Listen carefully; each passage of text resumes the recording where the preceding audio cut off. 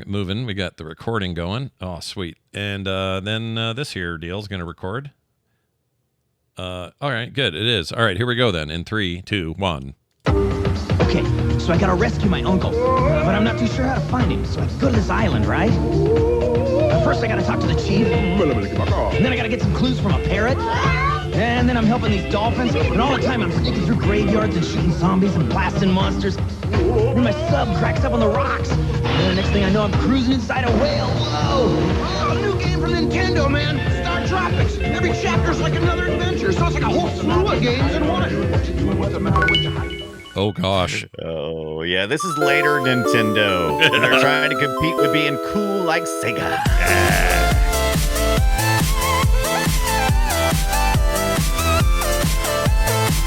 Hey, everybody. Welcome back to Play Retro. Whoa. That's right. Yeah, I know. But hey, man, it's the mid-90s. We're cool now, right? That's right. Welcome to Play Retro, everybody. I am one of your hosts, Scott Johnson, and it's time we drive Yum Yum from our land of kind-hearted cave people. He swallowed all the children, and we can't have that here. Kill Yum Yum. Kill Yum Yum! Yum yum. And I'm your other host, Brian Dunaway, and I like baseball and yo-yos and soda and 8-bit gaming on my Nintendo Entertainment System shaped like a VCR loaded up with an island adventure to find my archaeologist uncle, because I'm an American and not an Americant. Oh, look, aliens. I like those. Who do I need to talk to? Everyone? Screw that. That's bananas in my ears. Yeah, man. We're going to talk about StarTropics. Weird-ass game. That's a weird-ass game. And Nintendo Power, we're going to mention that a little bit, too. But yeah, man, StarTropics. Yeah, it's a weird game. Sequel? Terrible. We'll talk about that. Was there a sequel? And was it terrible? StarTropics 2? Let's talk about it when we get there, because I think it was bad. Very bad. What? I find that... Don't spoil it. Right. Maybe I thought it was great. Maybe you loved it. I don't want to... Yeah, I don't want to besmirch your potential talking points. So before we get to all of that, we're going to talk about a little follow-up. When we did the Jet Set Radio episode, I had mentioned that there was a game floating around, a brand newish game from an indie developer called Rush Cyberfunk. Right. And I finally grabbed it and got some playtime, thanks to a very generous listener who gifted it to me. It was very nice. Well, you must share this generous listener's name, email, and phone number. Go ahead. I probably could with give me, him... not everybody, just me. Yeah, you're the only one that really wants it for no reason. You just want it. Yeah, no reason. I'm not going to milk them dry. Whatever, go ahead. No, it's fine. Rush Cyberfunk. But anyway, Rush Cyberpunk is exactly what you are looking for if you are hungry for a more modern take and a spiritual successor to those games. It's very good, and it runs on Steam Deck natively. Beautiful on PC, great game. You can get in other places too, but it's called Rush Cyberfunk, and I promise you it will not let you down if you like Jet Set Radio. It is like cut from that stone, dude. Like 100%. I've been seeing so much stuff on Jet Set Radio. It's kind of like when you get a new car and it's like, oh, there's my new car. There's my new car. Same with the Jet Set Radio. Or maybe it's just because Google knows I've been looking recently, so it keeps throwing stuff at me. But yeah, I've seen a lot of great new art. You know, we're still right on the cusp right now, and in history, we're right on the cusp of Sega giving us more details about what they're going to give us. When do you think we're going to hear that this year? We're going to get like decent update on that, or you think we're going to have to wait until next spring or something? I think we'll definitely have to hear something I would say by the years. I don't know. I want to hear something by the end of the year. How's that? I would need a report. You told me something last year at the end of the year. You gave me a little more teaser earlier this year. Yeah. And I expect this to be done ASAP. Yeah, we're not ASAP. We can't wait forever, you guys. Come on now. We have very short attention spans. If you tell me there's a new thing and then you wait 2 years before you give me that thing, by the time you release it, I'll go like, oh yeah, I forgot y'all were doing that. I'm on. Yeah, you got an open world giant crazy taxi plan. I need more. Yeah. I need more this freaking otherwise minute. Otherwise don't tell me nothing about it. Period. Right. Don't do it. Don't tell me nothing. But if you want to have yourself held over until all that happens, Rush Cyberpunk is real good. Okay. Rushed Cyberpunk. Yes, perfect. You nailed it. And it is also enjoying a current rating of overwhelmingly positive in Steam. That's how much people like it. So it's not just me. See, not just me. By the way, but that's great and all. But what's the worst review on it? I don't look at those. I don't know how to find those, honestly. Can you actually see the worst? I guess you can see just negatives, right? Can't you sort by them? Can't you like sort by this is a suck? Well, let's find out. Can't you do that? I'll tell you. Let's see. I'm in Steam. Can I sort it's reviews hilarious by? Because I'll see these overwhelmingly great reviews, and then there's just like one suck review, and it's like, why do we give that such? Why don't we give that such credence? Oh, here it is. Oh, this guy must know. Here it is. If you look at all, there are 10,640 reviews. Of those, 10,457 are positive. 173 are marked as negative. If I do a negative only, screw those 100 and some odd, 70 some odd people. Yep, I'm looking at those, and mostly they're things like the game crashed after tutorial. My video card will not play this, which is weird. Oh, so it's all personal crap. I hate that. Just makes me so mad. It says fun game, but there are save fails, which are pretty big deal. Yeah, I don't know if I would review. I would wait till they work out the bugs before I'd leave you a review. Is what I would do. But yeah. Anyway, it's pretty good. I would recommend it. That's highly, overwhelmingly positive. Oh my gosh, yeah! Like you've got 10,000 plus people versus 100 and whatever.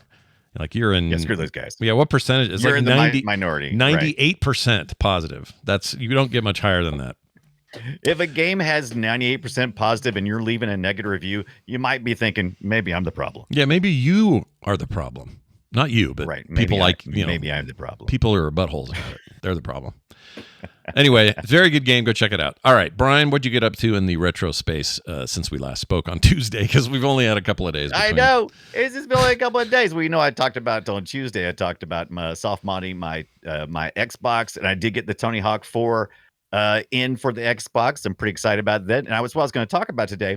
But then I got a package that was delivered from the NOA, and I'm like, the NOA, what did I order from? Nintendo America. It's here. Oh my gosh. What? It is here. What is that? My Nintendo World Championship NES Edition box. Wait, what's in there? Stuff. Yes. I don't know what's so this is cool. So this is the collector's edition. So if you haven't been keeping up, World Championship, I talked a little bit about this on the special episode we dropped for the patrons. Yeah. And it's like, did you ever play Nintendo Remix? Yeah. Like any of those games where you got you just get to play little bits of the different games, and you try to accomplish the task at hand. It's the same stuff here. This is like a virtual version of the real World Championships Nintendo's, which went on from 91 to 2017 or something like that. Yeah. But you can buy the digital copy. But I'm like, I'm not buying no digital copy when I can get the physical copy. That's right. Look at this NES cart right here. Ooh, wow. That's old school NES cart. But don't worry, it's gold. It's just a replica. Oh. It's just a replica.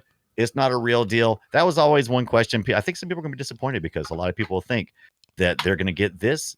And it comes with this nice little stand too, by the way. It's a nice little gold cart. By the way, one of the most... Is that metal? Is it actual metal? Like heavy? No. Okay. It's just plastic. Right. So it's gold plastic, just like the real cart would have been a gold cart. And this is a replica of the carts they were giving out at some of the first competitions, which had just little tidbits of the different games where you could play in the competitions. And so that's a replica because it's one of the rarest carts you can get for the NES. And they're kind of expensive now if you can even find them. But it does come with the real deal game that you can stick in your Switch. Wow. Or you just like the digital copy, except it's a physical copy. They have they have a digital version for $29.99. The one you got was the $59 physical edition. Yeah. That's awesome. Correct. I got the physical edition. I got that. It comes with the replica cart. It comes with these nice little pretty pins. Look at that. We got some Donkey Kong. We got some Mario. Got the NES World Championship. We got Link from Zelda up there. We got some Metroids. We got some nice little pins. Yeah, it's awesome. Those are nice, high quality pins at that. And this kind of reminds me of stuff that Scott does on his stores and stuff.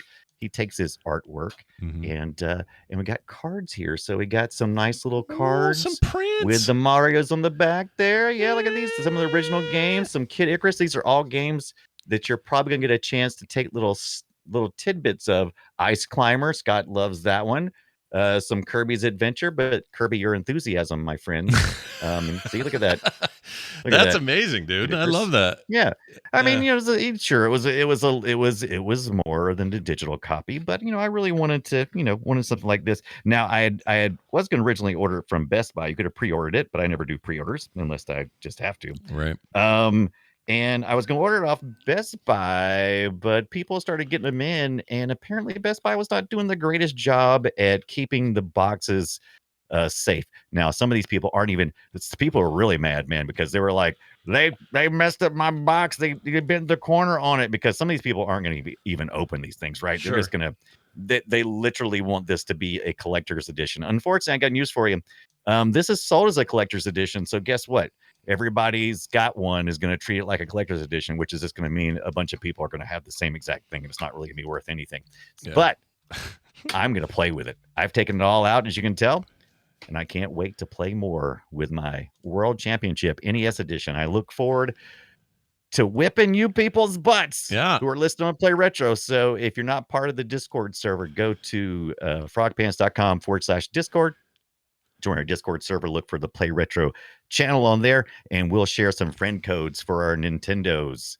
And I will compete against you. So I will destroy you, especially at Excite Bike. I had so much practice on that earlier this year. Okay, so these games are, again, they're not full games. They're little chunks of popular titles, and then your goal is to essentially speedrun them and try to beat the record, and then somebody else will potentially beat your record, because there's a multiplayer aspect to it. So you've got you unlock pins and all that shit. This looks like fun. I like this a lot. It's a lot of fun. In preparation, I was playing a lot of the old remixes. So, we do a lot of emulation here. I found the NES remixes for the Wii and the Wii U. And I played those a pretty good bit beforehand. And it's pretty much the same thing, same concept. And man, they're playing Donkey Kong right now. And, you got to smash so many barrels and so much and so fast and everything. It's really cool. Yeah, so right now, like so the same screen had multiple challenges. One was smash as many barrels as possible before the timer ends. The other one was get to the hammer in record time. You can get an A on that, then you don't have to do it again. This one's get to Pauline the fastest, which Mario's taking a sweet time here for some reason. Yeah, this guy's not going to set no world record. No, not this way. Championship. Yeah, plus you got to remember, you can't climb with the hammer, which doesn't make sense, but whatever. Anyway, then he'll have that goal, and then he'll have to try to beat that goal. And, there's just, it's a fun, see, that's a B+ for 39 seconds. He could have done way better there. It's awesome. I love it. I can't wait to hear more about what you do in here. This is cool. You should pick up the digital edition, because I would love to whoop you. It'd be fun. My Switch is so dusty now. This is one of the reasons why I wanted this, is because I wanted a reason to really, I bought another game not that long ago, Paper Mario. Yeah. The new Paper Mario. Never played it. And I was like, I got to play that. And I'm like, I got to get my Switch out and play this thing. What I really want, to be honest with you, what I really want is I want the Switch 2 to be here already. Yeah, I'm at that point. Because I want a better screen. Yeah. I don't have the first gen Switch, but I have it's like the very next one. Yeah, I have first gen Switch, and then I have the Lite, the portable. Yeah. And they're both fine. I'm ready for the next thing, Nintendo. Like, I'm so spoiled. I know they have an OLED screen on the new, you can get a Switch with an OLED screen. It's very nice and everything. But I'm not spending that. No one Switch 2's right around the corner. Right, exactly. Why would you? Why would you? That's 100% correct. They need to hurry the F up, is what we're saying. All right, Brian, I'm going to... because I've been really tempted to go pick up that white OLED. Every time I see it, I'm like, oh my God, I want that so bad. But I just can't. I can't spend that kind of money knowing that the Switch 2 is just right around the corner. Yeah, there's really no reason to grab the new one or existing one. So anyway, I hope they hurry up and announce something. And hopefully it's backwards compatible, or else I'm going to be very, very pissed. Brian, let's get into our main discussion today. We are here to talk about a very special game. Let's introduce it. Shall we play a game? I don't know if everyone thinks it's special, but a lot of my friends do. And we're going to talk about it. The game is called StarTropics. And you may have heard of it. If you haven't heard it, this is what it sounds like.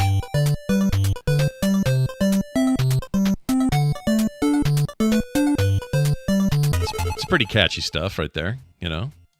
Makes you want to dance around and play a video game. This is an NES game that came out in 1991. 1990 of 90. Yes, if you were in the US, you would have got it. If you were in the UK, it might have been 91. But yes, 1990 for us. You control Mike Jones in the NES Classic, young boy armed with a yo-yo as he explores various islands to rescue his kidnapped uncle. The game, it combines a bunch of stuff like exploration, puzzle solving, combat. Let's talk about how it holds up and if it's any good. Turns out it's actually really good. I think StarTropics is rad, but it is one of the weirdest games we've ever talked about on this show.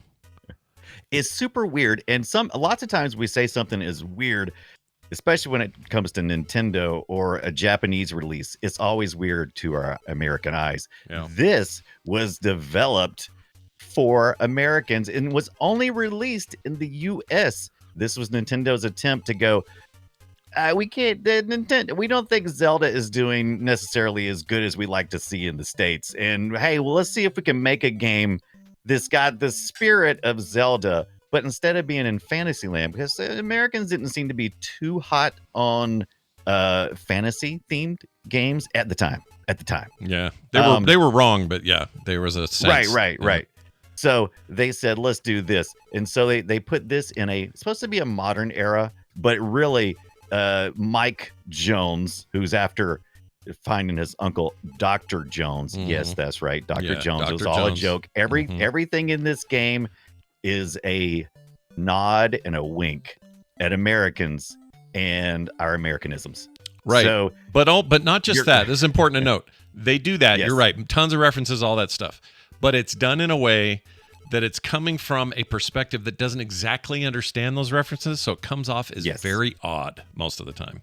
That's where the oddness comes in. So everything is called like the first island you visit, which you fly into on your helicopter, because apparently you're Mike Jones, the rich American kid who's going to find his Dr. Jones uncle, who's an archaeologist. Okay, stop hitting us over the head with our Americanisms. Right. And so you get there, you're on Coral Cola, because cola is a common theme throughout the whole game, because we Americans, we like the cola. Oh, we love our cola. The Coca-Cola, the Pepsi Cola, the RC Cola. It's just cola for miles, It's cola. It's all we drink. Yeah. We bathe in it. As a matter of fact, that's how we keep our bubbly skin. Yeah. Yeah. But that's why it's so weird, is because it is like, no, it in some ways it's like, oh, this is kind of not cool. Wait, not every American loves baseball. Where did you get your information from? Huh? But no, it really is. Now I find it charming. Yeah, Back I do then, too. I probably would have found it. I probably would have been annoyed more. And I did play the first game a bit on a rental weekend. I didn't beat it, but I remember playing it, thinking it was cool and going, "Oh, this is interesting." But then I think this is right around the time where I was like, I don't know, PC strategy games are starting to become a thing with me, and I was still playing, I guess I was getting ready to play Doom, that was about to come out. Right. So that whole world was about to hit me, and I was about to kind of leave my NES behind it a little bit, so I wasn't around for the hideous sequel, which we're not talking about yet, but we'll get to that. Not that it's bad. Now, I didn't know anything. I'm like a lot of you probably. I didn't know anything about StarTropics until like the last couple of years when I picked up a box of NES carts, and this was in it. And I was like going through trying to figure it out, and I was like, man, there's a lot of these everywhere. This is apparently very prevalent during the 90s. Now I was doing Sega Genesis at the time, and I wasn't doing Master System and the Sega Genesis. I wasn't doing anything on the NES, so of course I didn't know anything about StarTropics. I didn't rent this. I had zero information about it. All I know is I fired it up on my original NES when I got the cart to make sure it worked. And I played a couple minutes of it, and I was like, oh, okay, so this is kind of like a Zelda thing. All right, I get it. So I was getting ready to turn it off and dismiss it forever until I got to the island, and I was walking around, had to talk to everybody. Yeah. And one of the first things I had to talk to was a pig. And when I walked up to the pig, he turned around and he had a little pixelated butthole. Yep. And I was like, okay, I'm in. You sold me with the pixelated pig butthole. It's because Brian's into pig buttholes, is what he's saying. Because I'm like, that's clever and cute and funny and a little bit irreverent. It's a little edgy, yeah, for Nintendo. It's especially. a little edgy. So I was like, all right, so we'll see what more has to do with this. And so I did. This has got the gold Nintendo seal of approval on it and everything. And so I was glad that we finally got a chance to talk about this. So I was mentioning it to people. People were like, oh, yeah, you got to play StarTropics. I love StarTropics. And man, heard it this week. There are some serious fans of this first one. Yeah. Jay Funktastic in our community says it's his favorite one of all time, asked us to be kind. I have good news for him and anyone else like him.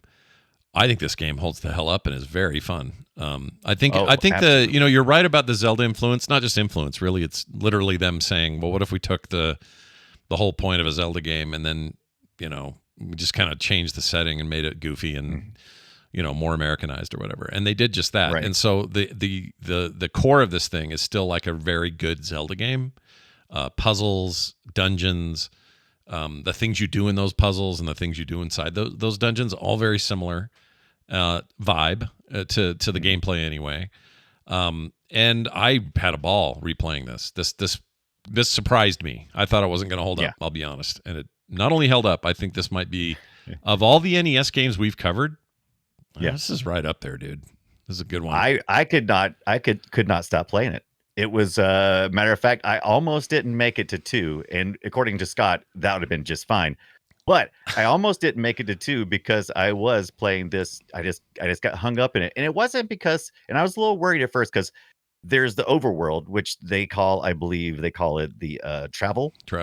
And I don't know if they call it travel or they call it the travel stage. I think it's called it. So this game's made out of 8 chapters, which are basically save points along the way. And each chapter has 2 modes, essentially, which is your travel mode, where you're trying to get to dungeons and you're talking to individuals. And that's kind of like your exploration stage.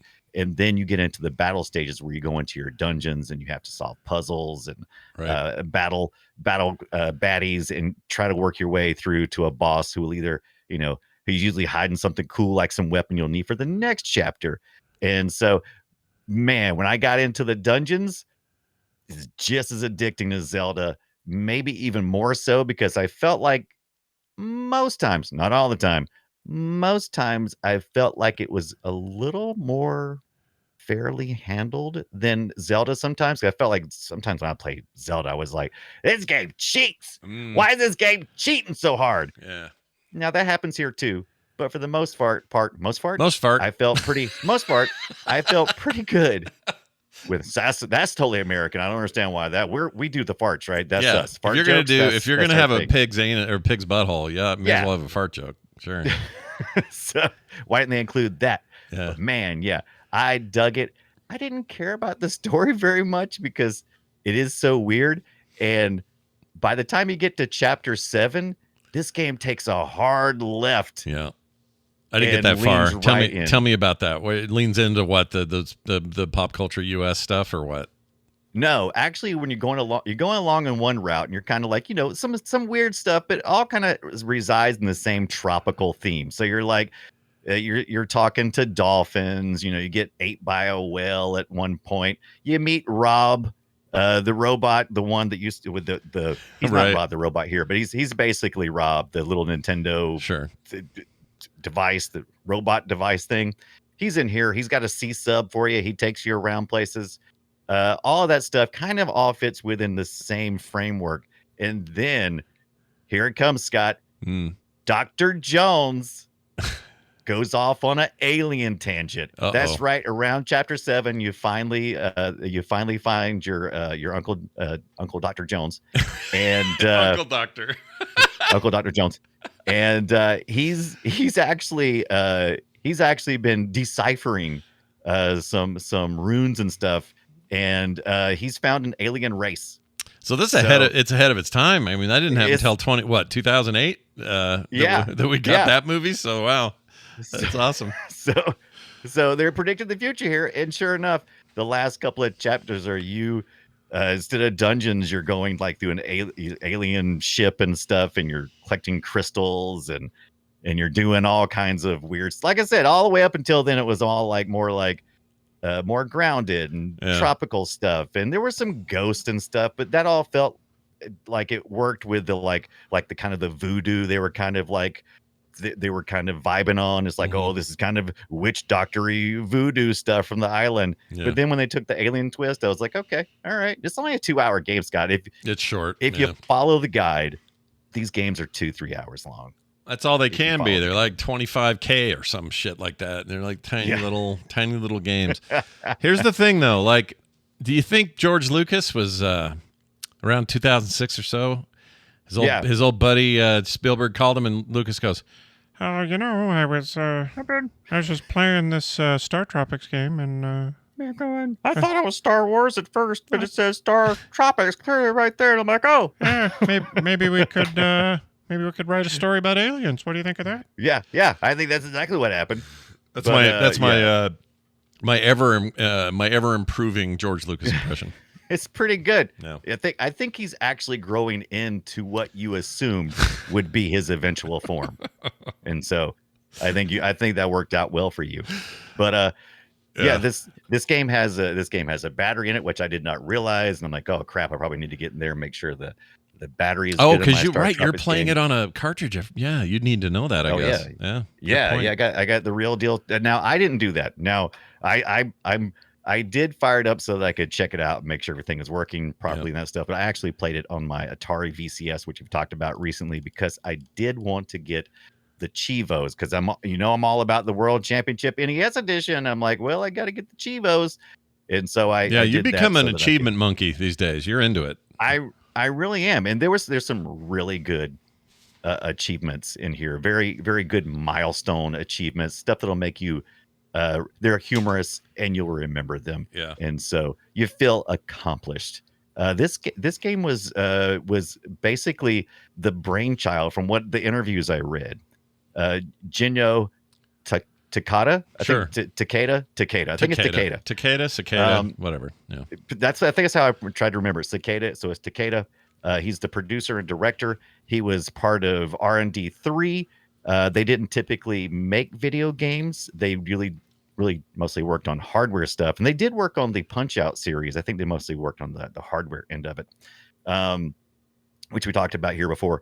But this was his thing to do. This was his thing to make it or blow it. And I gotta say, I appreciate it. He was born, like, I was trying to look, because I was like, what parts of these things are his impressions of modern America during 1990, and what things are out of date. So he was born late 40s, I think, 1940s. And so thinking that Americans were all into baseball, probably pretty accurate to his experience with American culture up until that point. And so, but then he had the Mike Jones. He's from Seattle, and that was a big cultural surge. Sure. Going on. Seattle was having a moment, nice. Yeah, everybody put on their plaid shirts and their shitty jeans, and that's what we did. It's a good time. That's what you did, man. Yeah. Music was good. The music was, I love the music. It's a nice mix of travel mode where you're running around up top, and then when you get in the dungeon, there's a real shift, and you feel you can really feel it. Yeah. I really enjoyed playing against the ghost when I could see them. Yeah. Did you play that? Did you get far enough to get to like the graveyard and stuff? I don't think I saw the graveyard. No, I didn't get that far. Right. I played the graveyard stuff's pretty early stuff, and I also didn't do the guide, so I was very much like, oops, I shouldn't have gone here. Okay, backtrack. Like, it's what they want you to do. They want you to eat up time screwing up and backtracking, and most of these small games do. So I think I would have gotten much further had I adhered to some sort of guide. But I got to admit, I was having a good time exploring and learning and kind of figuring stuff out, and it was fun. It's good. Did you like talking to every single person in the village so that you could get some guide and move? So when you're playing this game, the travel part is always blocked off. You can't go past the point you are unless you've discovered something that's relevant to the next part. So you have to go around, you have to talk to everybody. Right. And I find that tedious. Yeah. Trying to find, because I'll be in a village and I'm trying to find that one guy who has that one bit of info so that I can get the hell out of there and move on to the next area. I find that a little tedious. It's a little frustrating. I got stuck a couple times. There's that weird ship that's not really a submarine, it's a boat. Sea sub. Oh, okay. That is mostly traversing you on top of water, but at some point you learn that there are dark water squares. It's all kind of gridded. Yes. And you learn that, I can, if I hit that, I go under the structure I thought I couldn't get past. So I actually dive and then come up in another little dark square on the other side. And now there's a whole puzzle of where are the dark squares and how am I getting out of this twisted set of land masses to get to where I need to go. There's a bunch of that going on that is confusing. But once you kind of get your head around it, it's not bad. There's also a huge reliance on this one puzzle where you jump on these green pads and one of them will be a foot.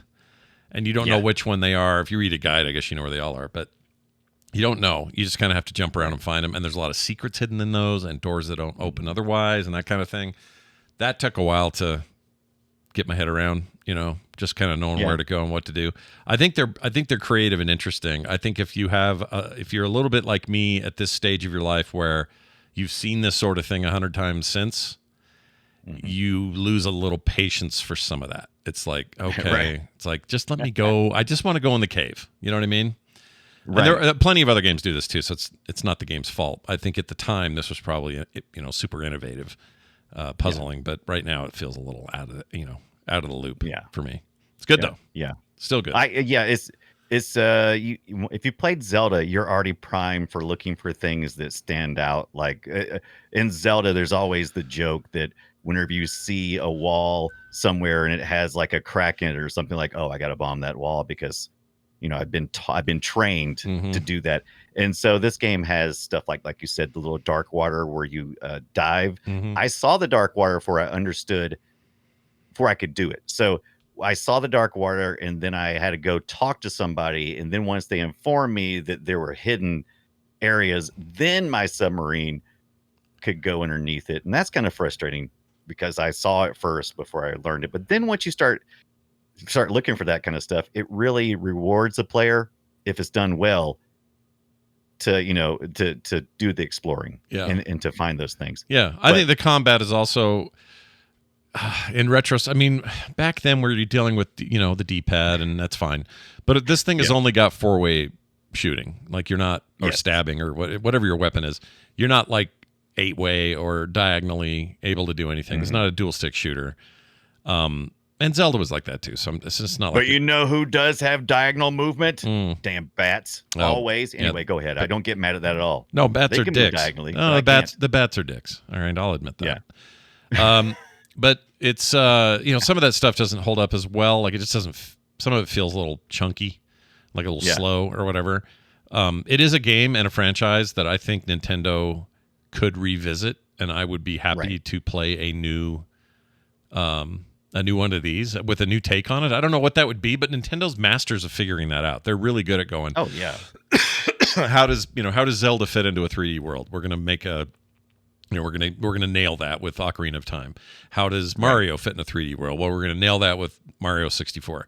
They've never let me down in that regard. Another good one is the Metroid series. It's like when they did Prime. Good. I mean, they didn't develop Prime, but they commissioned it. Right. That was the right way to do a new take, a modern take on Metroid.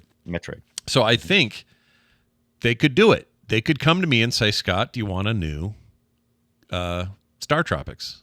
And can we ignore that 2 ever exist? And I'd say, yeah. Let's do it.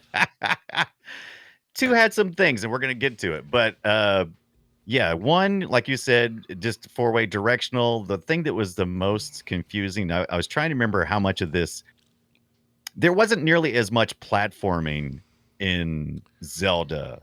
This one depends a lot on the platforming. It's like Zelda also. I don't know if I mentioned or not. It's top down, kind of that top down Zelda look, and you do jump square to squares, and so you have to face your character in a direction before you can jump. So you can't go like, oh, I'm facing east and I want to jump west.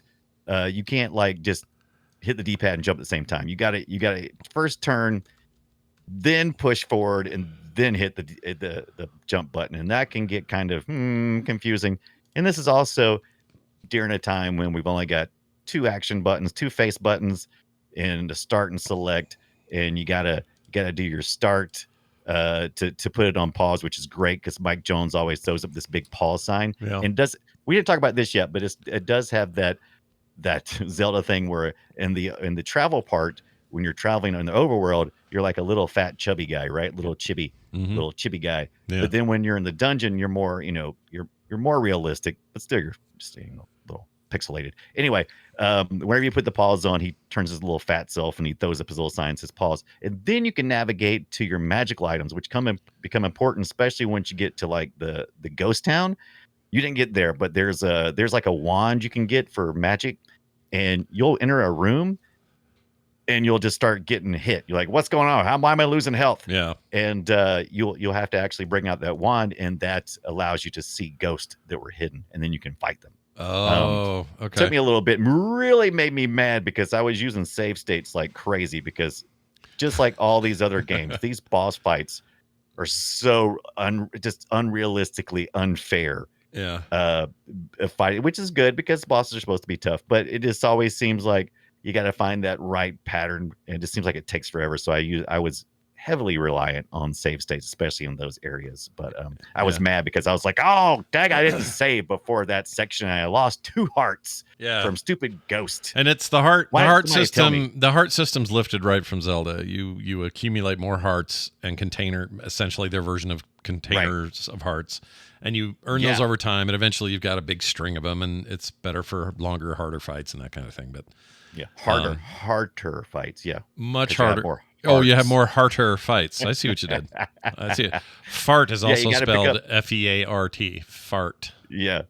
It also it functions the same way as Zelda, in that you can, you've got extra number of hearts when you start, and then you can collect large hearts, and that's basically adds to your life bar, and as you progress further along. And there's all kinds of really cool little gimmicks and things you got to figure out. It's all puzzles, man. It's nice. 2.5 hours of puzzles. It's a lot of fun. Yeah, fighting. And I think that doesn't overstay its welcome, even though I didn't finish it. But I think that's a perfect time for a game like this. And since you have save states in your emulated ROMs and stuff, this is a great game to not get too frustrated with, because that stuff can, like, if you're just playing on the cartridge and you don't know about those ghosts, for example, you can be pissed. You can be irritated. I'd be so livid. I would be just outraged.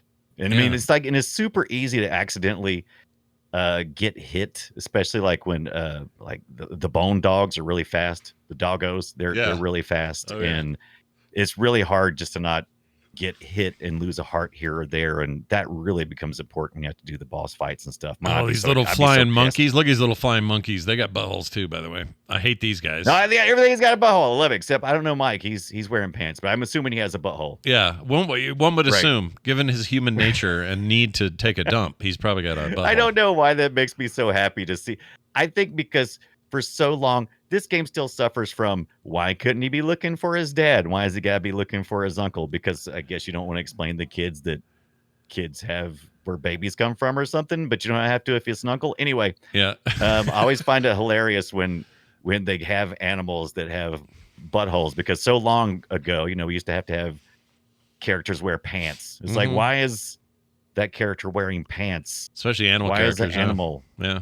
Right. What it tells me is there's some artist on this team who had to make pixel art, and he was having a good time. That's what that tells me. Right. Plus it also gives you a frame of reference. So I mean, like, if you have that, then you kind of know where you're looking at, because we're talking about two-dimensional plane. When you add that extra pixel of reference, you have a better understanding of where it is in three-dimensional space. Yeah. No, that's a good way of putting it. You're like a doctor of sense, common sense. I'm like a Dr. Jones. Yeah, you're doing it. You're doing great, Dr. Jones. No time for romance, though. No time for romance. Yeah. Well, all right. Let's talk now about the haunting truth that is this.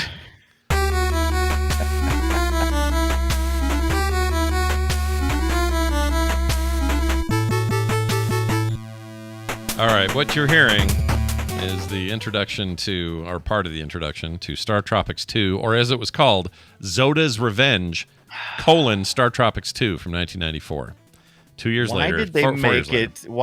Why did they make the headline Zoda's Revenge? If you play StarTropics, you might have remembered beating Zoda at the end. By the way, sounds like soda. But Zoda. otherwise, I mean, you may have gotten StarTropics and rented it and liked it, and how would you know unless you went and looked at the little small print that says StarTropics 2? You I guess you wouldn't. Also, I think the colon's in the wrong place. Just flop it around. StarTropics 2, colon, Zoda's Revenge. Like, why are you making it different than it needs to be? The second game, in a lot of ways, is the same game. I mean, it's not like they changed up tons of stuff, and I will give it a couple of pieces of credit. One in particular is there are more frames of animation to the character and more detail. So it feels a little bit more like a glow up on the graphics front. But I found it to be boring, so boring that I couldn't go over. I couldn't even get into it. I really tried. To me, it doesn't have the spirit of the first game.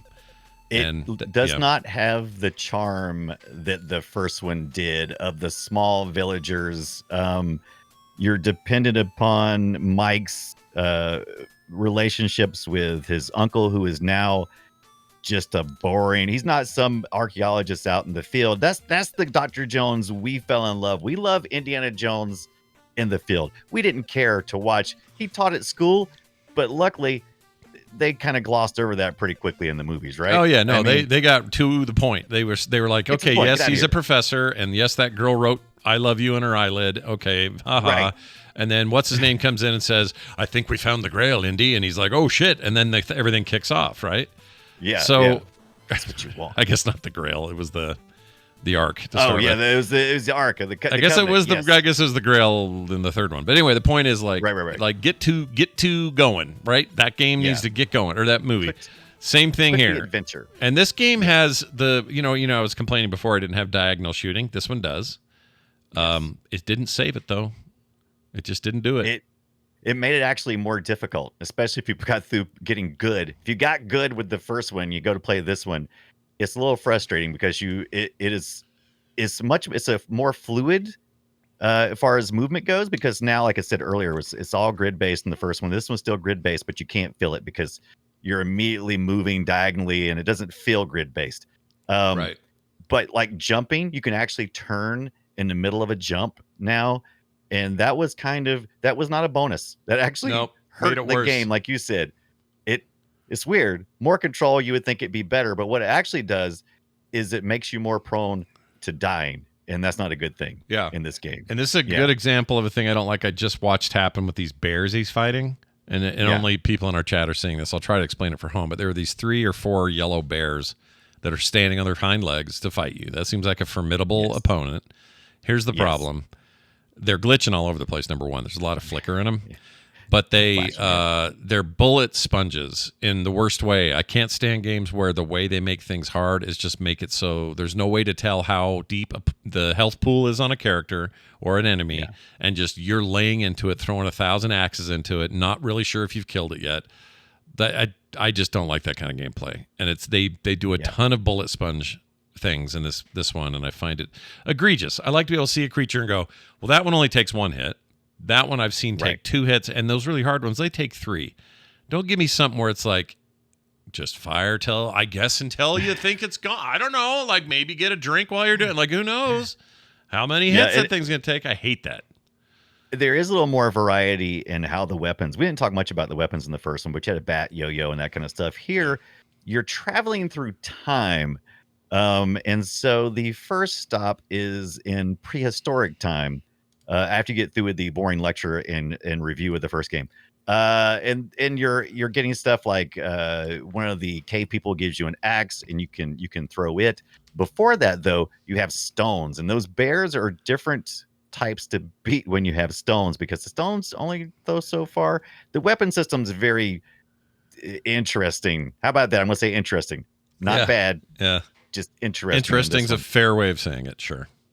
Now, I think the longer I played this version, the more I started kind of liking it a little bit better. Now, I don't think it's not it's just not as good as experience as the first one. The first one's got magic. It's got magic in a bottle, right? This one's got some good ideas, and some parts it shines, but for the most part, it's kind of an inconsistent experience. But it is neat to kind of like jump through time You kind of go through Egyptian times. There's a whole bunch of references here to there's some Zelda references here, some Super Mario references. He just did a Tetris reference. He found a T piece, like a T-shaped piece for Tetris. That's pretty cool. Yeah. That's the block from the first one, and it actually resembles So what you're doing basically, remember the aliens you met in the first one? Yeah.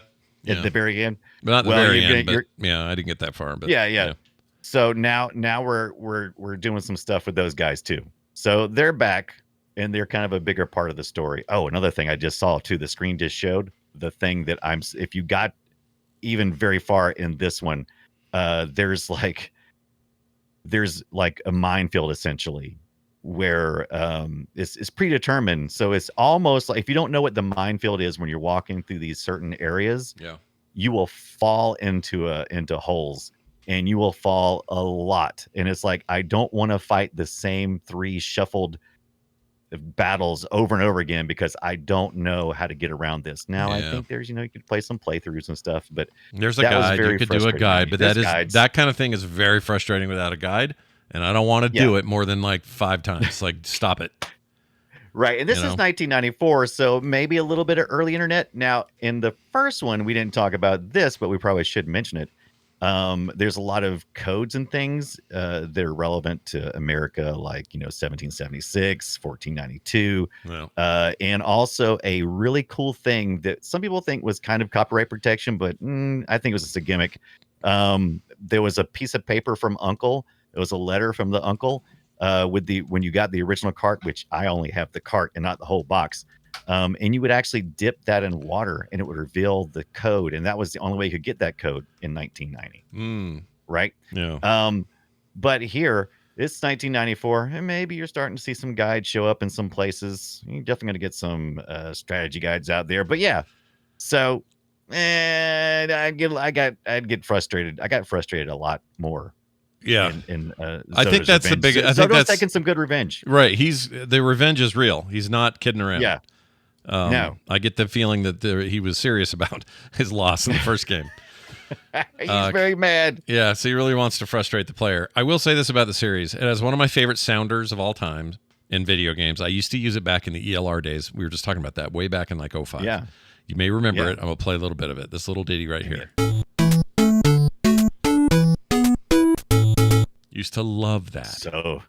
So good. Such just simple little notes that are just a great little riff. That's what's so great about this series. Yeah, the series had great music, pretty good visuals for what they were.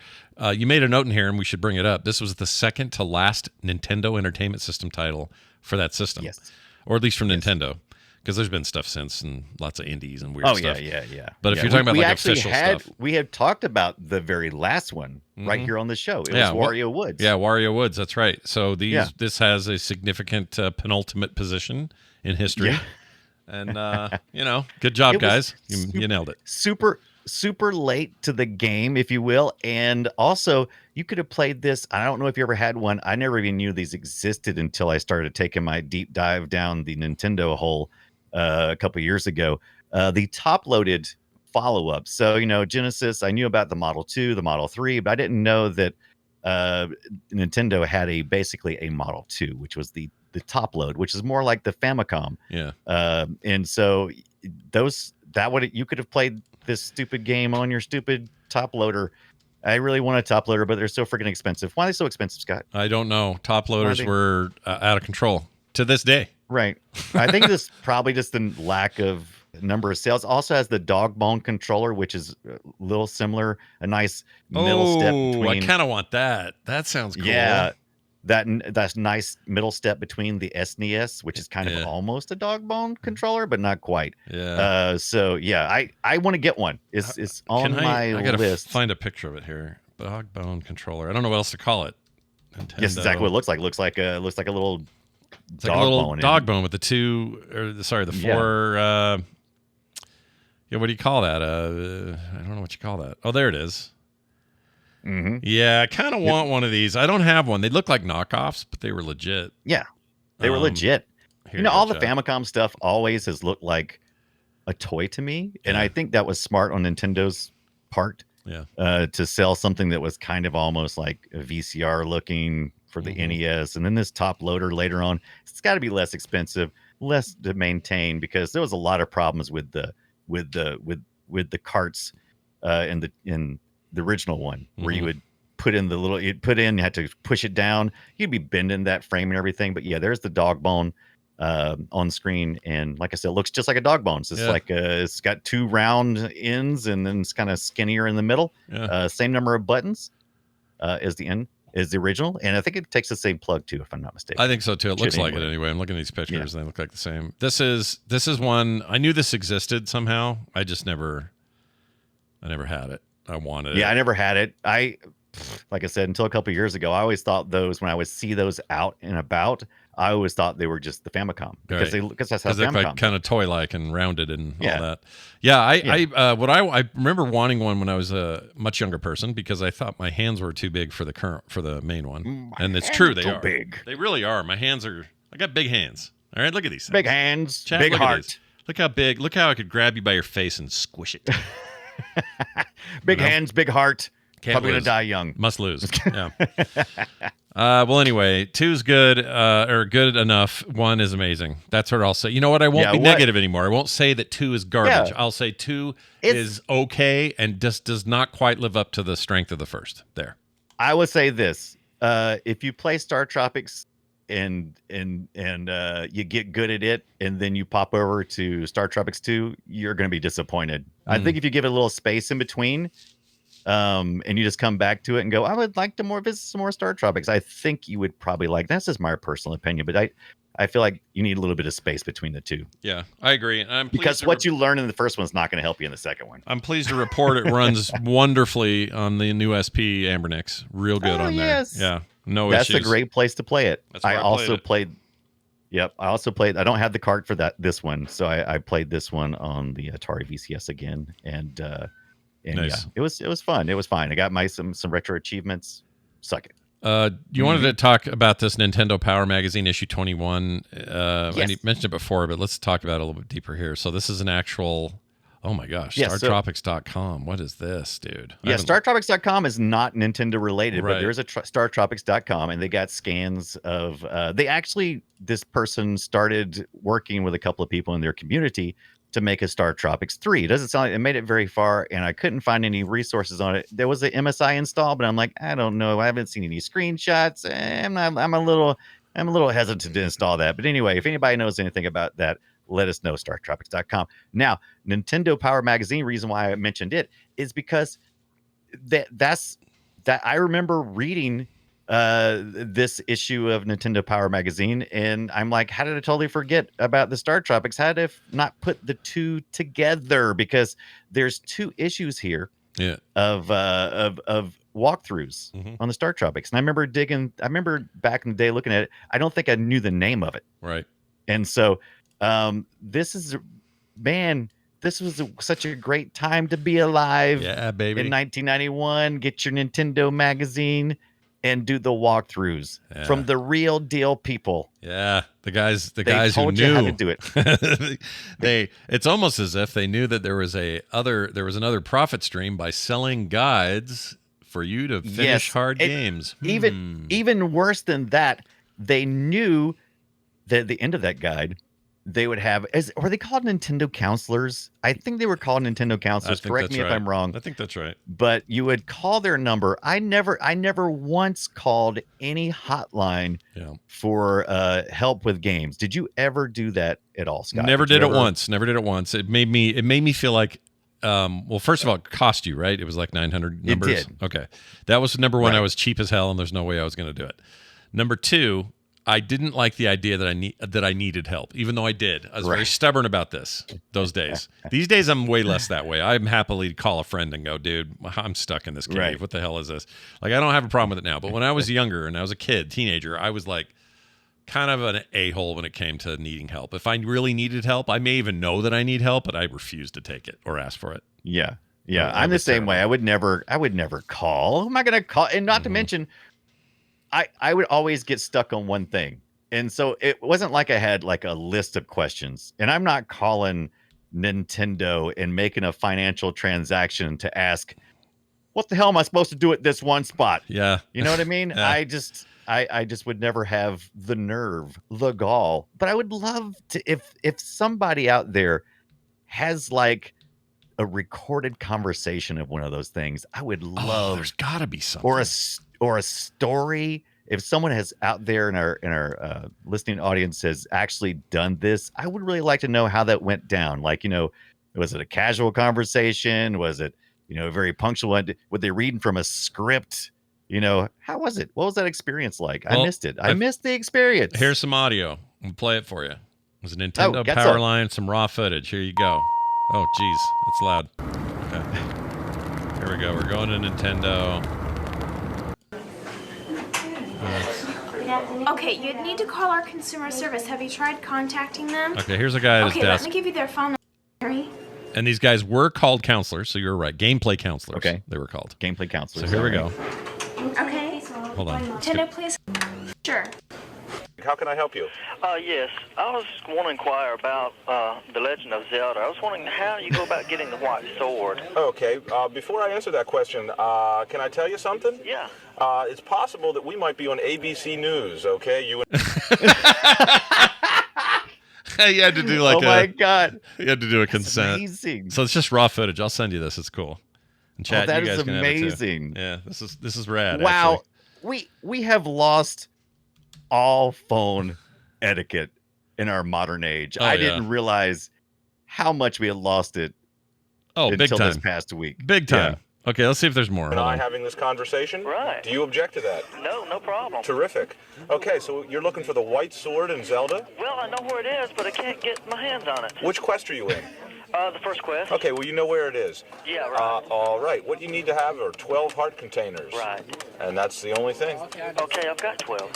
Well, then you should be able to get it. You just walk up and... Oh, I don't know if that's very helpful. I don't know. That's exactly how I thought the conversation would go. Yeah. Very polite, though. Very polite young man. No, very, There. very, Very very nice. polite guy with the longest, skinniest arms I've ever seen on a human being. Love it. Well, anyway, I think me and you that should be a patron level for this show. Call Scott and Brian. and we'll help you retro through a game. counselors. It's a terrible idea because I'll be terrible at it. You know more than we do. I'd be terrible at it. It's like, hey, this is Tondagosa, and I was wondering if you knew how to jump over the final frog in the end of whatever game. I'd be like, right. I don't know, dude. Freaking keep going. Dude, I don't guess. know. Let's find out. Let's see if we can Google it together. Yeah.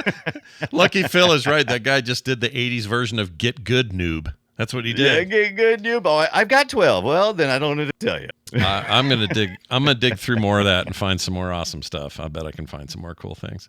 I wonder if 1-900 Play Retro actually works. Can I try? Should I try I don't it? know. We should. If not, we should. If I'll we try could get it. that would be amazing. I can do it right now. I'm gonna try it. Is that Okay? too many? Is that too many digits? It is, but sometimes they do that with numbers just to get you to dial the full number, right? Right. So let's just try it. 900. What was it? It's a 900 number. Play Retro. Play I don't- retro. Okay, Yeah. so P. Hold on. Play ret. P. Right, Yeah, that it'd be would be play the- ret, right? Yeah. So Yeah. Play ret is are you so really going to it'd get be in there? 7. No. PL. That's 5. A.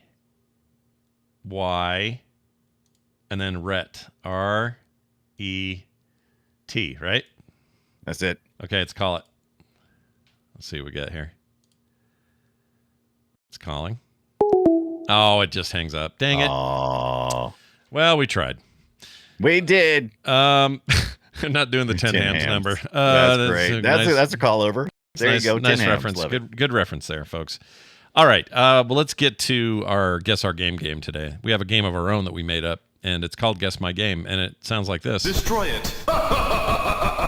We take some old audio from an old video game, and then we play it, and we try to convince each other what it is based on very little information. It is multiple choice, so it's a little easier than it used to be. And I'm going to start this week with some audio from a game for the PlayStation 1 in the year 1996. Oh, 1996. That's late. 2 years after StarTropics 2. Think of that. Oh, Yeah. That's how at the end of the NES we were. Holy hell. yeah, we're. Jeez. we were already in the thick of a whole other console. Why didn't they make that game for the Super Nintendo? Why didn't they do StarTropics 2 there? That's insane. That was a real good question. Why did they put StarTropics 2? So I think one of the things they were talking about was maybe making that the top loader, like a top loader exclusive or something that was going to be like to be bundled or something. I don't know. I'd heard a bunch of stories. Something going on why there. they didn't do it. Somebody write in. Who knows? All right. Here it is. Here's some audio for you for that.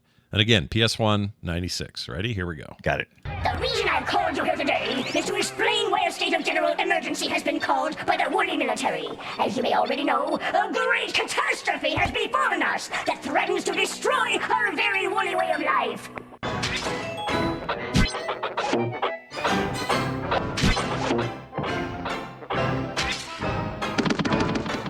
All right. That should give you enough for the following choices.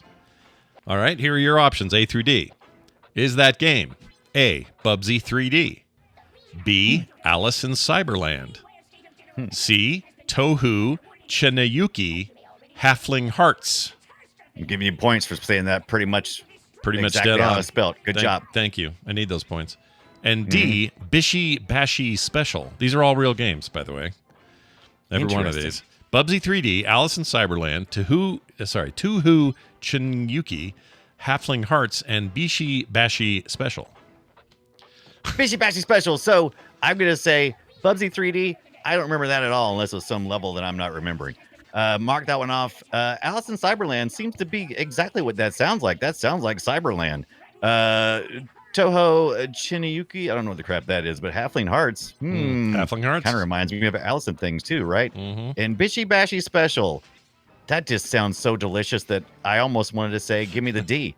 But I'm going to go with B because it sounds like I'm going to go with what it sounds like. It sounds like if there was a game that was called Alice in Cyberland, exactly what I would think it would sound like. All right, let's find out if that is correct. Is it B?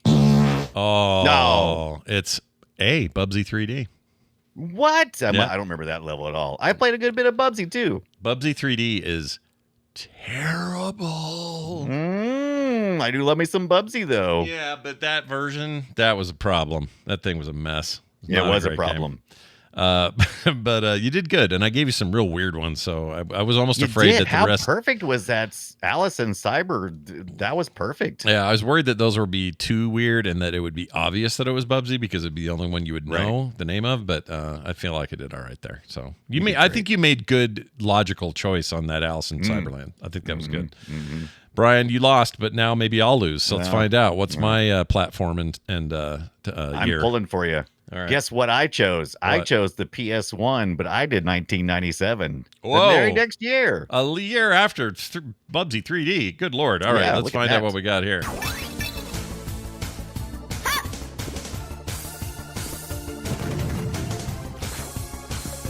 Reflector! Ow! Reflector! Reflector! Reflector!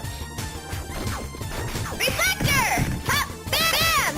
Reflector! And it kind of goes on like that for a little bit. All right. So your choices are A, Silhouette Mirage, B, Panzer Bandit, C, Mega Man X4, D, Rapid Reload. Silhouette Mirage. Why is that familiar? Panzer Bandit, Mega Man X4. Or Bishi Bashi Special.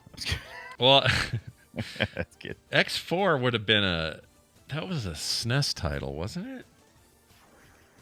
Oh shit. This one's hard, man. I'm gonna go with the one I've never heard of. Oh geez.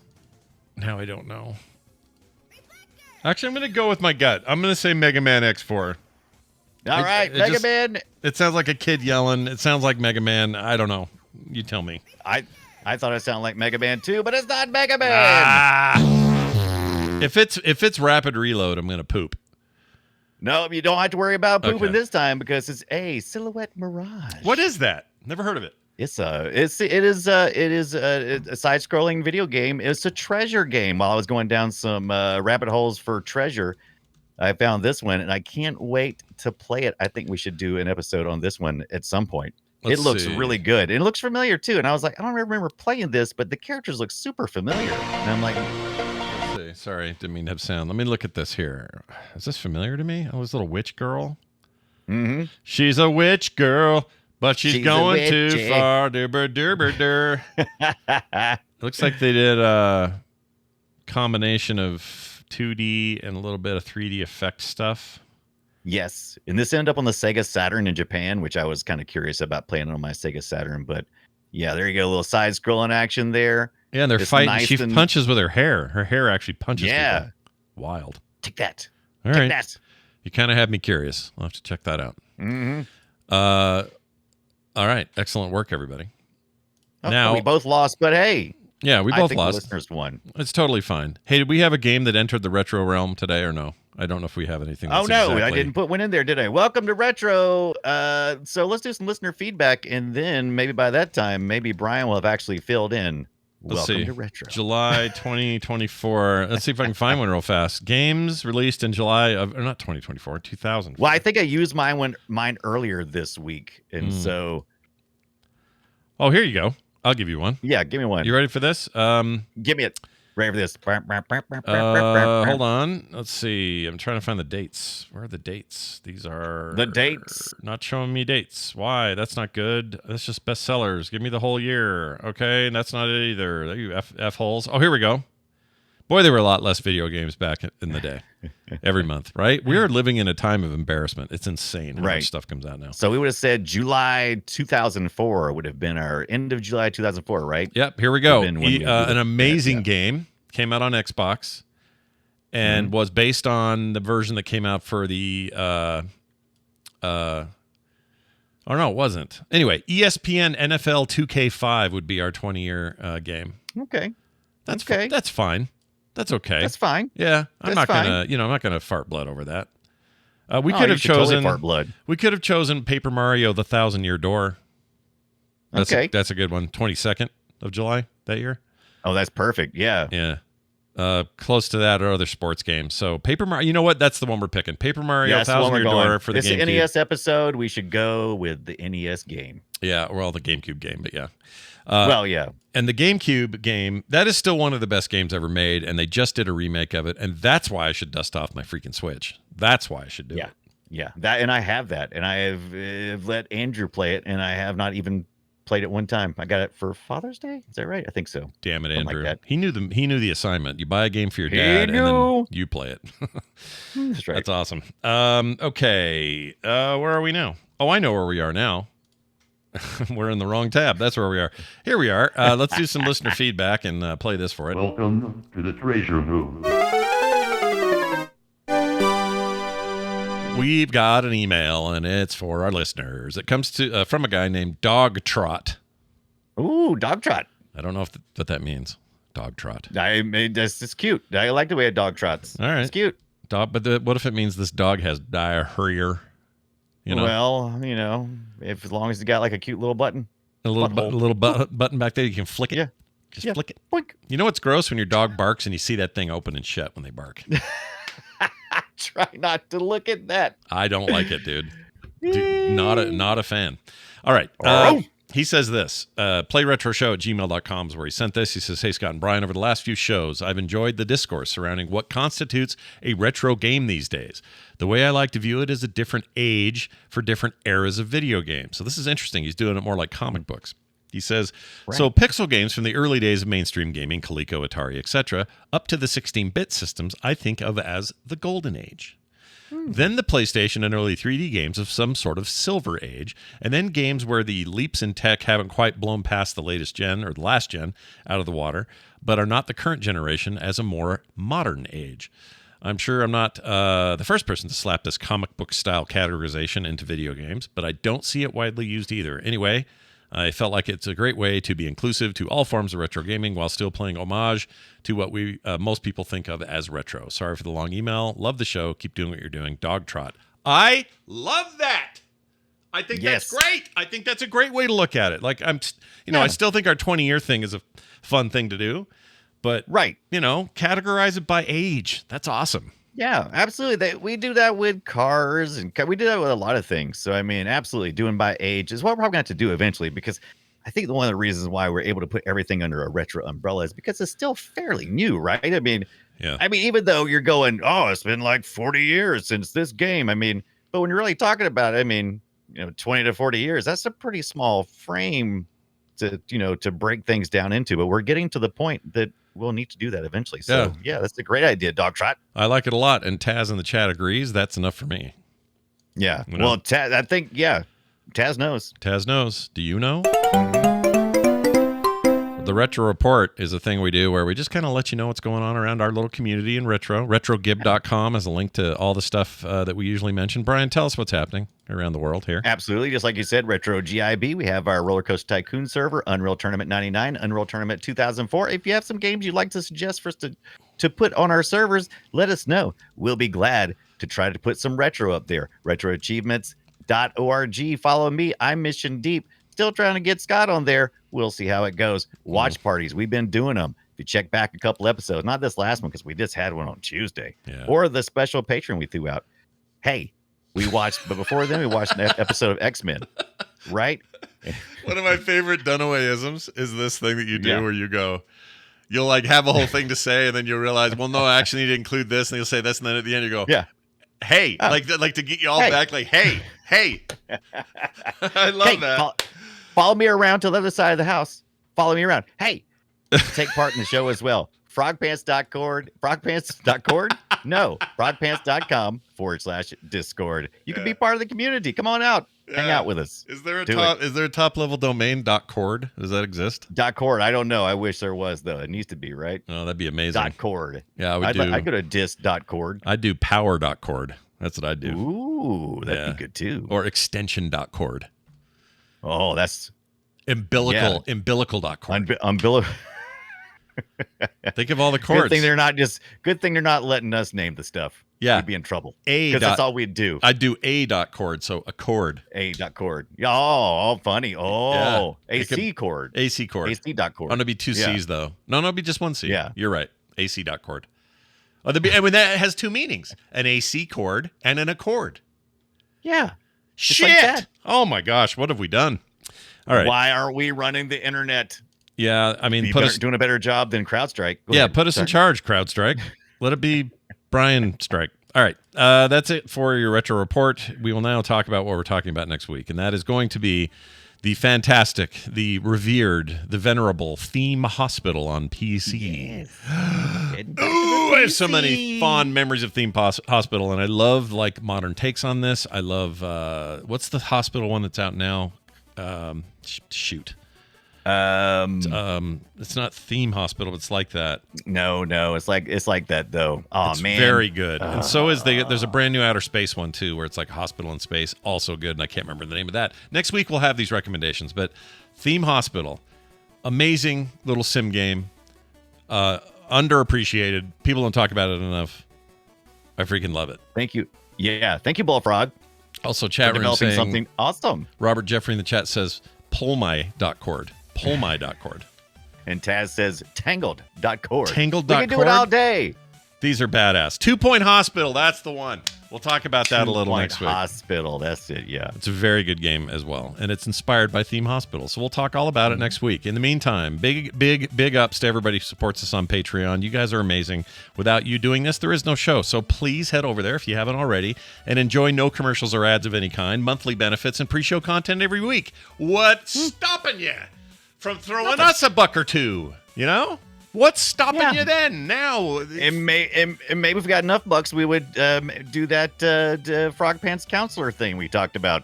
Maybe there's 100 things we'd do. You just don't know because you haven't paid us enough. Right. How are we supposed to be financially free if we don't get more patron supporters? Right. Yeah. How can I eat my pudding if I don't eat my meat? You know. Yeah.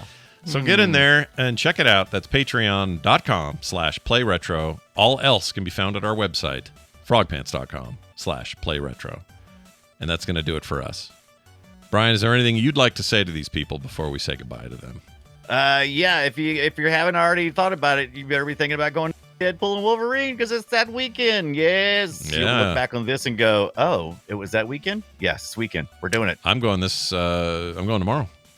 So Do it. I'm very excited. You're going to go I tonight. can't wait. Yeah, it's going to be great. So get your Wolverine on, play something retro, and we'll see you next time. Bye. Bye now.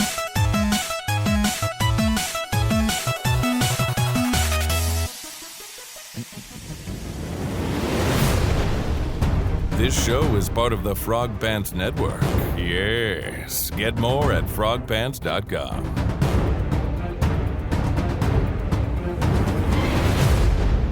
So I gotta rescue my uncle. Oh, I don't know.